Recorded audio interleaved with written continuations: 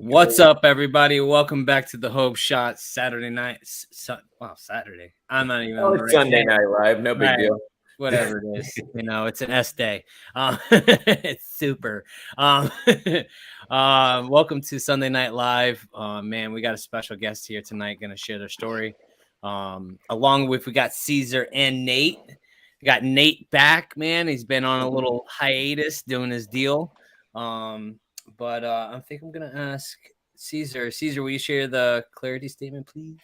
Always, buddy. Thanks, buddy. The Hope Shot Clarity Statement. We here at the Hope Shot are a group of people in recovery spreading inspiration. We come from all different walks of life and pathways of recovery.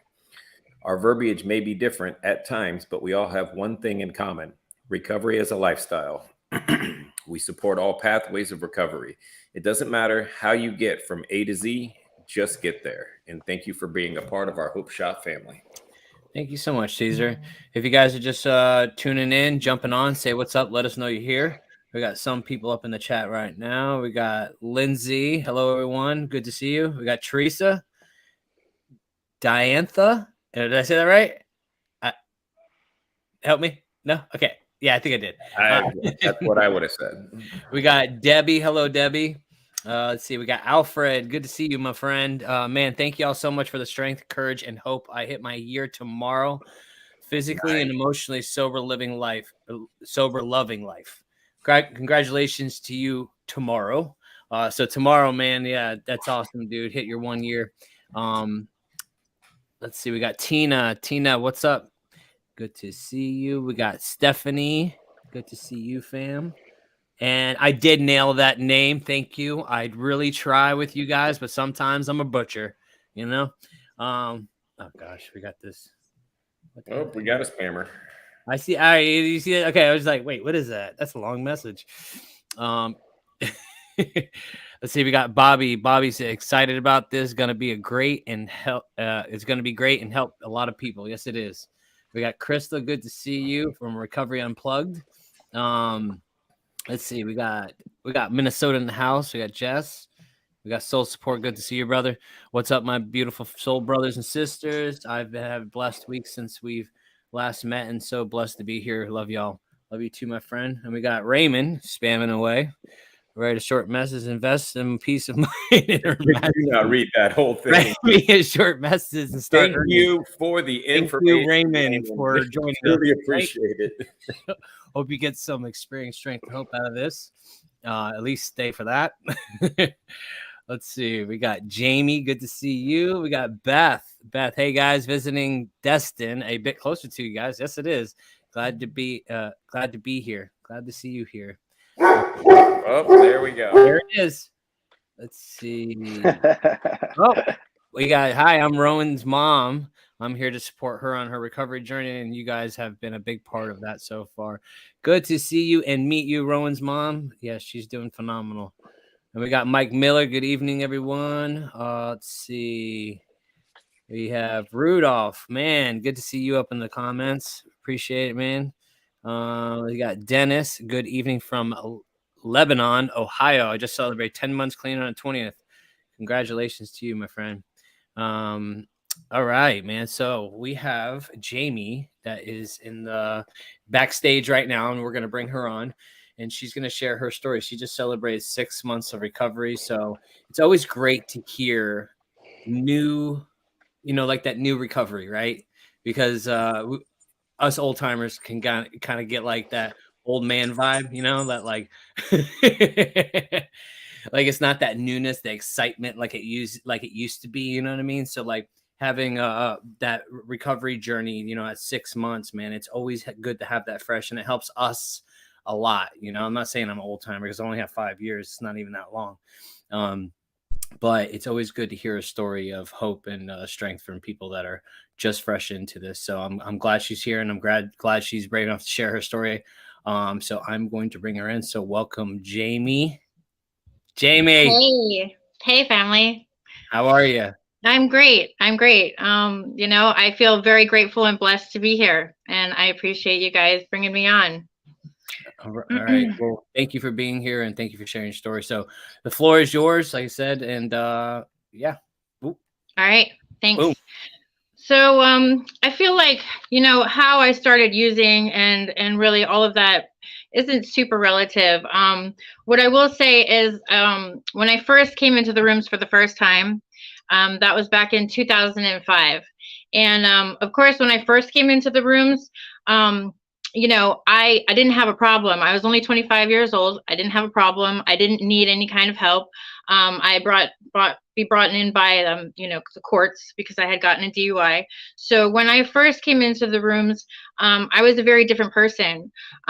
Probably would I have known that like the depths of hell that my disease was going to bring me over the next almost 20 years, I probably would have clung to those ladies at those women's meetings that I was going to. Like I would have like held on to those ladies for dear life. Would I have known like what was going to happen to me over the next 20 years? But, you know, being the age that I was, I didn't really know where my life was going. And I definitely didn't have a drinking problem. I didn't have any kind of problems. And it was something that, you know, oh, like I got screwed by the courts, like this wasn't my fault. So, you know, I continued to continue on with whatever I was doing.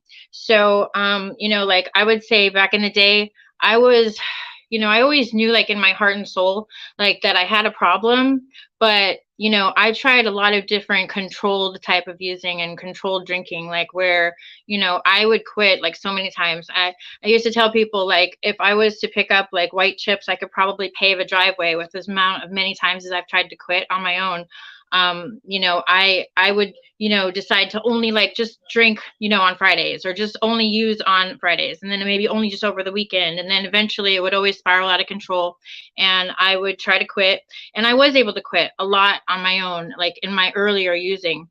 But I would say by the time I actually, you know, got my second DUI back in 2009, I knew that I had like a drinking problem and it was something that I really needed to get a control of.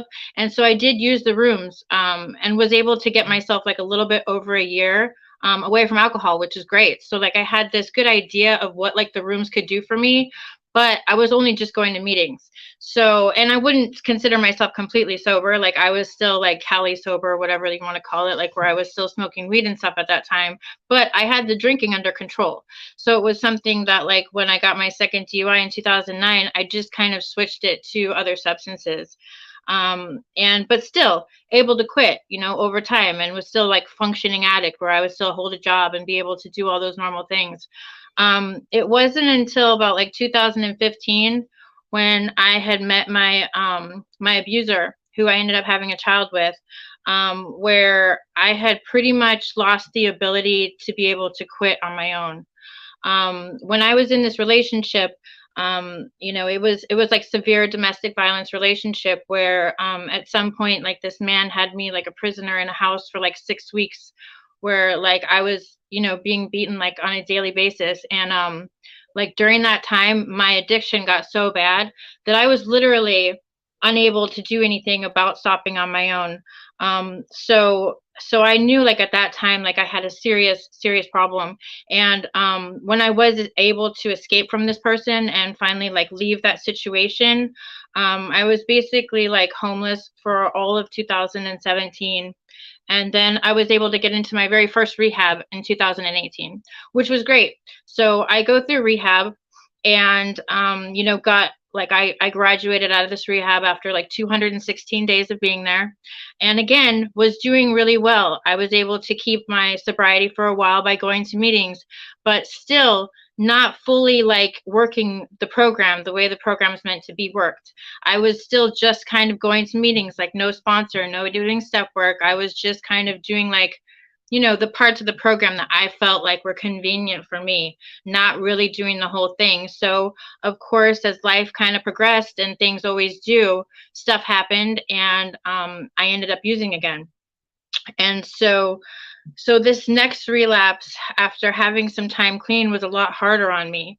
Like the next relapse actually took me to some, you know, really, I would say like more spiritually bankrupt places where, you know, like life hadn't taken enough from me yet, I guess. So with my next relapse, that brings us into like 2020, I actually, during this last relapse, found out that I got diagnosed with HIV.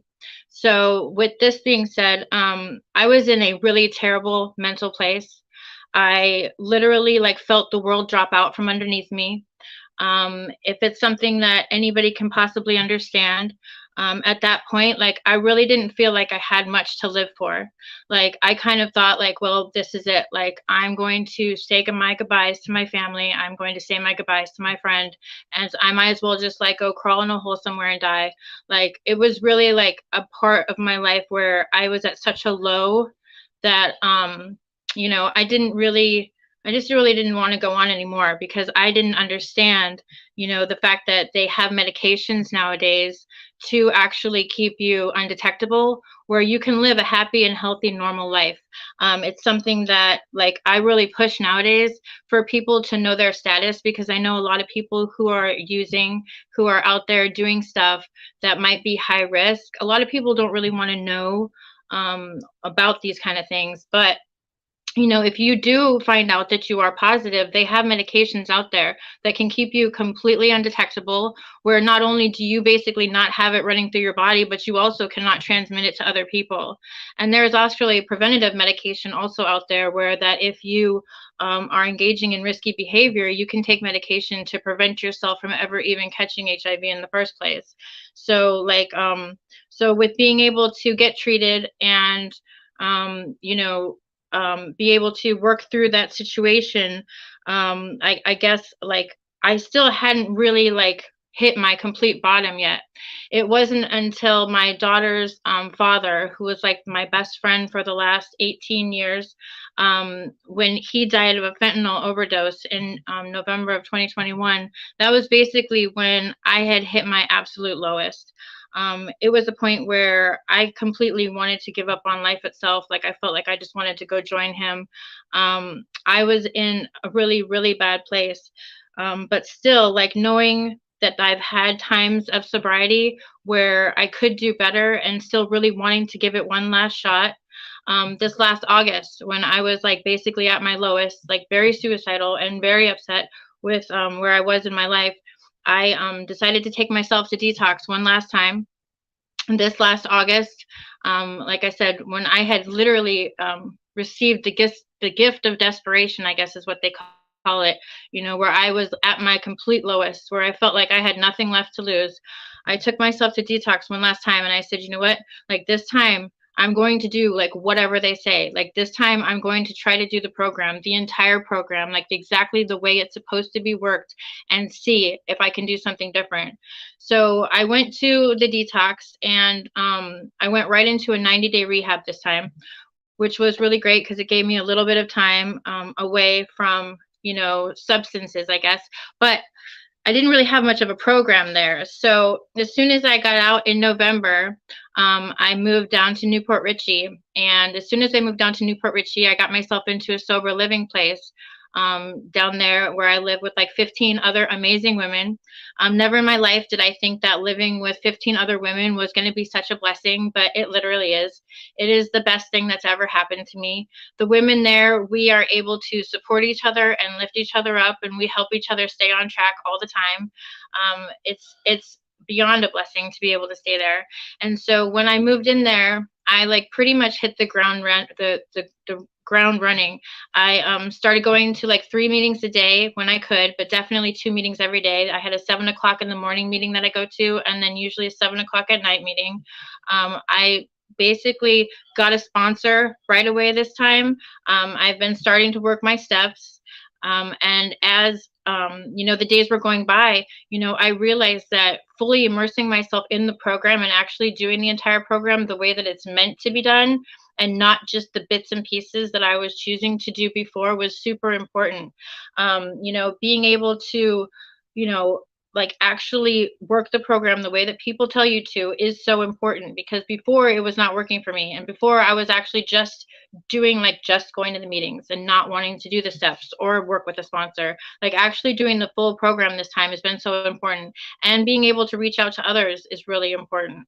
And also I would say, having the support of all the women around me is super important to me right now also, because being accountable is keeping me, in line with everything that I need to be doing. Since then, I've been able to get a job, which is amazing. I have a really great job now where I can still go to work, and I still try to hit a 7 a.m. meeting in the morning before I go to work, and I still go to meetings at night after work.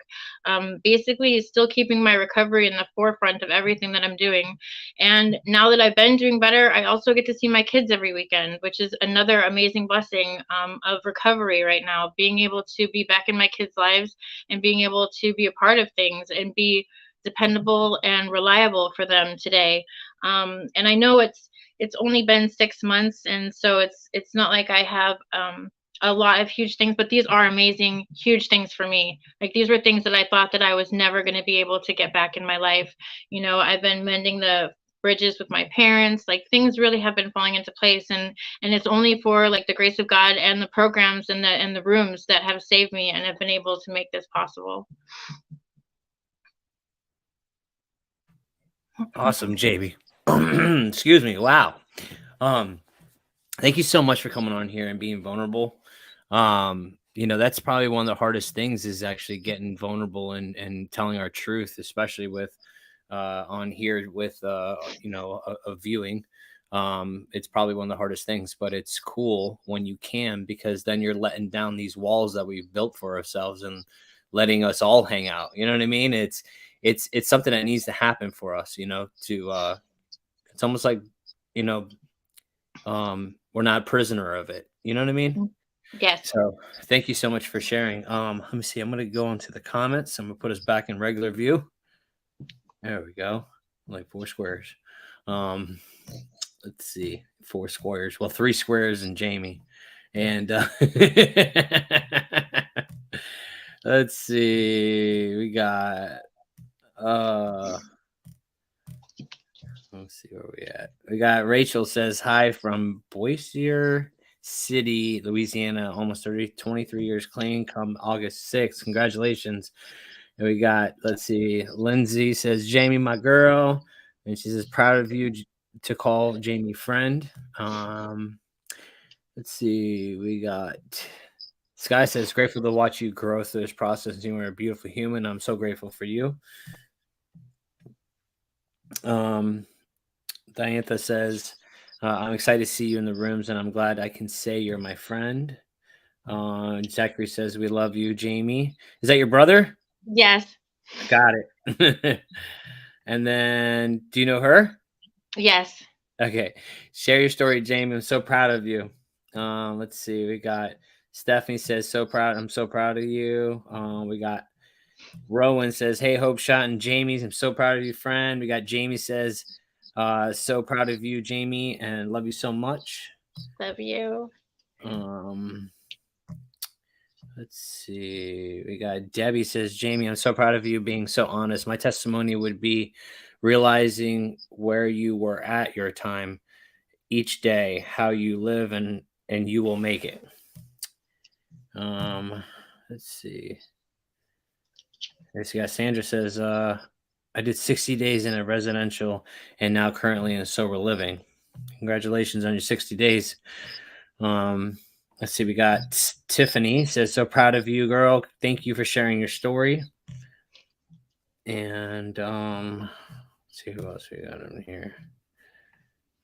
Stephanie says, you're fantastically magical, and I'm so happy. Fantastically magical. Happy that you're in my life, and I'm so very proud of you. You did an awesome job. Great story.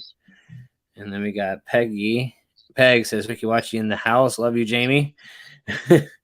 And we got Alejandro. I got it. Nailed it. You help me in my recovery every day, homie. I'm glad I'm grateful for my best friend. Yeah. Let's see. We got Bobby says, thank you for such honest sharing for your story. You're an amazing person that will help so many. So, yeah. So, I mean, your story, the being diagnosed with anything is hard, but like, so you didn't really like dive into the whole thing of your story with the, but like when that happened, like what were like some of the thoughts? Like if somebody is going through the same thing right now, what is something you would tell that person to try to get them through it?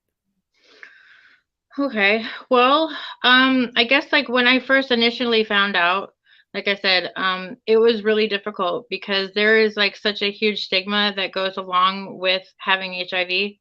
So, I would have to say that like at first I wasn't even educated on the fact that there are medications that can keep you healthy. Because like if you remember like back in the day when you were diagnosed with something like this, like you die pretty much like right away. And it's not even like a nice death. It's like actually pretty terrible. So nowadays, with the medication, like so for me, I just take one pill every morning, and it like keeps me completely undetectable. It keeps my viral load completely undetectable. So like when I go to get my blood work done, they cannot detect it running through my body at all, which is a blessing. Like that's an amazing thing that they have nowadays. So for me, being able to know where I'm at personally is so important. Like, and honestly, being able to share about it openly is important for me too, because there are I would say that there are a lot of people out there who also have the same situation, but maybe feel like that they don't have anybody to talk to. So, because of the fact that I've chosen to be so public about my situation, those people have been able to come to me privately, like maybe not publicly, but been able to come to me privately and talk to me about this because I put myself out there. And so sometimes, like, being able to have a friend is so important, like somebody who you can talk to about this, without feeling like, I mean, because like I said, because I put it out there, other people feel comfortable coming to me, and then I can obviously relate with them and understand exactly what they're feeling, because it is kind of a lot to deal with. It still has a huge stigma around it. So being able to be brave enough to put that out there has done a lot for me, like by being able to help out other people, just like with addiction or just like with Mhm. any other thing. Like when we share our story, we allow other people to be able to be helped from that. So I've opened myself for those people to be able to come to me. I probably don't have like the magic words to be able to say like, like, oh, you shouldn't have feelings about like your diagnosis, but today I live a completely healthy and normal functioning life. Like there's really nothing that I can't do or don't do like that any other normal person does. And I am just as healthy as any normal person. It to me is it is part of my story, but it's not something that has hindered me in any kind of way. I'm still, just pretty much exactly the same way I was before, except now I just have like one medication that I have to take every morning to make sure that I stay healthy. I I will think say, oh, go ahead, Caesar. I was going to say I applaud you for being so transparent and sharing that part of your life. The whole purpose of this podcast originally, as it came about, was to decrease stigma of addiction, but it's broadened to just stigma, period. Because a lot of the things we share about what you shared about tonight, they're excuses people use to stay sick. Mm. A death in the family. It's one of those reservations in the back of your mind. Well, if I ever lose my mom, that's it. I can't stay sober. You've already made that decision. If I get this diagnosis, that's it. There's nothing to live for anyway. I might as well burn it to the ground. You sharing that has so much power for somebody that's listening that may be going through the same thing, that's on the edge right there with that. Well, I've got this thing. My life will never be the same. I might as well just bury myself in drugs and alcohol. But here you are shining, showing that I have a full life. I found recovery. It's 6 months. I mean, you sound fantastic. You have a powerful message. So I get to sit here and listen to that, and it gives me goosebumps because I know there is a ton of people out there. They may never raise their hand and say, hey, I'm going through that too, but they're struggling and dying inside with this diagnosis. And probably the only way they have to cope with the feelings of getting that news is with drugs or with alcohol. And you're showing that you can shine and be happy and free. And it's incredible. So thank you. Thank you so much. Yeah. And you are correct though. It was like one of those excuses that I definitely could have used. I mean, I'm not going to say that at first it didn't like cause a downward spiral, because at first it definitely did. But I realized, like once I was about to lose everything, like including my soul, like when I was really like just about to like be done with everything, I realized that like I wanted to fight for my life, and I really wanted a chance to try to like actually live and be a mother for my children and be a daughter and a sister and, like all these things. So there are always excuses for why we can continue our bad behavior, and I'm not saying it's not a great one, because it is definitely up there with like, some of the great ones, but it's definitely not worth it, and something that is completely manageable now. And it doesn't have to be a stigma. I mean, like, I feel like if people would talk about it more and share about it more, it wouldn't be such a stigma, but it is still so very hush hush. For me, I will just say that I was never actually an IV drug user, and I never actually like was like like prostituting, doing like, so for me, like I got it through like sexual contact, and so like for that, like I have tons of friends, that I felt like were much more high risk, who like could have gotten this but did not. So for me, like I know it's out there, like it is definitely out there, and it's, just because people are not talking about it does not mean that it's not prevalent like in our community, because it is. It's just that people are not choosing to share about it, which means, like you said, that there are a lot of people who are struggling with this silently, and that's, unfortunate. Hey, you're exactly right, though. It's the last time that I got locked up. They offer free testing for this. When I got into the rehab after I got locked up, they offer testing for this, testing for that. But they had offered that in every rehab that I ever went in, and I never took it. I was like, man, I don't even want to know. Like the way I've been living, I don't even want to know. And I did all the testing. And to be honest with you, I was shocked that with the way that I live, with the IV drug use, with everything, that I wasn't, but that was a fear in the back of my mind. And again, that's why I put it out there that this is a platform to decrease stigma. That is the main thing. We want to offer a message of hope, and we want to decrease stigma. And the way we do that is by people like you standing up and being brave enough to share these things. We get to come on here every week and be vulnerable about where we were, like the first couple of times we did this, talking about being an IV heroin user and things like that. We were full of fear. Like, what are people going to think? But I kind of don't care what they think, because what's more important is, how's it going to make somebody feel that's struggling? That's more important than how I look in the public and what my persona is. And the more we do it, the more comfortable we are with it. And the more you open your mouth, the more comfortable you'll be with that. And, if there was one person that heard that tonight and it made them think they wanted to change their life, then all of this is worth it. It's awesome. That is exactly right. I want to ask you a question. So like, let's say somebody with HIV doesn't get help.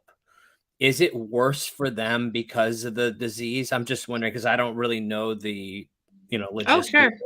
So if we continue to use, you would decrease way faster than somebody that was normal, right? Yeah. Okay, sure. So let me tell you, like, so I myself used to get tested all the time because I wasn't really a high risk person. So like you said, there's always opportunities to go get checked. So in May of 2020, I had gotten checked and I was negative. So then by November of 2020, I was positive. So in that short amount of time, there's this number that's really important to people like me. It's called your CD4 number. So this is like a number in your blood work that has to do with like your T cells or your helper cells. They're what keeps you healthy. So like your CD4 number is super important. Anybody who's not HIV positive has a normal CD4 number of 500 to 1500, like people who are not like me, right? So once your CD4 number drops below 200, that's when HIV goes into full-blown AIDS. Okay. So once you develop full-blown AIDS, there's no going back from that. That's when like you can die from like the flu or a common cold or whatever. Okay. So when I found out about my situation, my CD4 number was already at like 400 and some change, which is not good. It's not terrible, but it wasn't good. And that was because I caught it right away. I didn't even really have a lot of signs and symptoms of anything going on yet, besides the fact that I kind of just felt like I had the flu. So for me, I was lucky that it was caught right away. My numbers weren't that bad. So after being treated and now being on my medication, my recent high numbers that I had was almost 1200 as far as my CD4 number goes, which is amazing. Like I'm super healthy, I'm doing great. But would I have chosen not to get treated? I mean, it could have been literally maybe another 3 months, maybe another 6 months, and I could have developed like full-blown AIDS. It can go very quickly from being just HIV into full-blown AIDS, you know, in just a matter of time. And like I said, once it goes to that place, you cannot recover from that. So it is important for people to, you know, find out, to get checked, to get help. Now, when I was using, my number was like, after I got treated but was still using, my number was like around 700 and something, which is still like not good. It wasn't terrible, but still not good. But then after I got clean, like my numbers jumped up immensely. So, you know, being able to live clean also has a lot to do with, you know, being healthy and having, you know, good bodily functions. So yeah, I would definitely say that it is important. It's always important to know your status. And like for people, like I said, who maybe just engage in high risk activity, you know, if anybody is watching and ends up going into a relapse where, you know, you are like sharing needles or whatever, there is medication that's out there that you can take like to help prevent yourself from ever even being put in this situation. You know, like Big Farm probably doesn't talk about it much. You won't see commercials for it or anything, but there is medication out there that you can take to prevent yourself from ever even like catching HIV in the first place. So I mean, like there's a lot of options out there. It's just that like, because, you know, it's not talked about, nobody really knows about these things. And there's also even a medication that if you have like an accidental exposure, like let's say, you know, whatever, you hooked up with somebody, maybe you didn't know if you should have, or, you know, you shared needle with somebody who you feel like is super questionable, there is a medication that you can take. As long as you take it within 72 hours of your possible exposure, it'll kill it in your body, you know, like before it actually takes hold. So that's, you know, another option as well. So it's like a plan B kind of deal. Yeah, basically. Tattoo artists. I know a couple of tattoo artists who have had to take that because they accidentally punctured the skin in their glove or something like that. So yeah, I've actually heard of that. And there are commercials out there for the PrEP stuff. Yeah. The first thing you were talking about, because the first time I saw it, I was like, what? Like, I mean, it's just amazing how far it's come. Right. Yeah. I remember back in the day, you know, when it first came out, like Eazy-E died of it. Right. And that's the first thing I remember is Eazy-E. I was like 14 or something like that. Yeah. And where it is now, you know, because my baby mama's cousin he actually had it, and him and his wife, and he lived a long life. And that was a while ago, a long time ago when he had it. So the strides that they have done, but it's all about, like you said, talking about it. It's like, you think you're alone in this whole thing. It's just like you're saying with using, with being in addiction. We think we're alone in this fight until we go into the rooms, and then we see all these people and they share their story, and they're like, oh my God, you know, that sounds like my story. Same with you getting on here and talking about it. It definitely is going to break down the stigma to where people can be more vocal about it and not be so shamed and guilt, because that shit's going to keep them sick and keep them using. And then eventually it's going to turn into, you know, tragedy, you know? Yeah. And I would say that like there has been times where I've, you know, because I've put myself out there so publicly, have, you know, gotten some flack or like, you know, nasty shit about it. But, you know, but for the private conversations that I've had, for like the couple, like it doesn't even matter if it was just one person that I helped, I would like put up with all that bullshit any day, you know, to be able to like move forward and try to help other people. Cause I know, I know, like I've heard some things, you know what I'm saying? And I continue to, but that's okay because like I feel like my higher power made me strong enough to be able to talk about this and to be able to go through that. Like I walk with my head held high, you know, because I know that like at the end of the day, like I do help some people. And even like you said, even if it's just one person who is to hear this to make a difference, then I don't really care. I would do it over again. That's it, man. If as long as you reach that one, you know, that's what it's all about, man. If we only reach one person, man, we'd be okay. You know, the 2 years, if we just help one person, we'd be all right. We have Bobby, he said, when I found out I had Hep C, I was devastated. I used it as an excuse to continue to use, and all of the meds came out and found the diagnosis to be not this devastation that I thought it was. HIV is the same way, you know, and you know, Hep C is the same deal, you know, like I mean, I think we all can vouch. I have dormant Hep C, like it's there, but it's not there, right? It's dormant as so it doesn't need any medication. I don't know what the logistics of anything is, but my mom had Hep C, and she died from it because she didn't take care of herself. She died 6 years ago from liver failure because it affects your liver. So, you know, but now the medication they have, you can get rid of it when before it wasn't like that. My mom lived it forever. We got Kara says 55 days sober. I am feeling so alone. I have a husband, but he is an addict and doesn't care, or he doesn't show it. I am so done. I'm proud of you for 55 days, especially with a husband that's an addict. That's very hard. And, you know, I hope that he either finds a way out, or, you know, I hope you don't put yourself in predicament to go backwards, you know. I left my ex-husband. I was 60 days sober. Best thing I ever did for myself and my sobriety. He was an alcoholic too. That was 9 years ago. Ooh, there's a hope shot right there. Bam! I had to I was just reading that comment when you were reading the one before, and I was like, oh, let me just pop this right back up. Right? Bam! That sums it up right there, man. That's the hope shot right there. And you know what? You're never alone. You know, you may feel alone, and that's a horrible feeling, but you're not alone.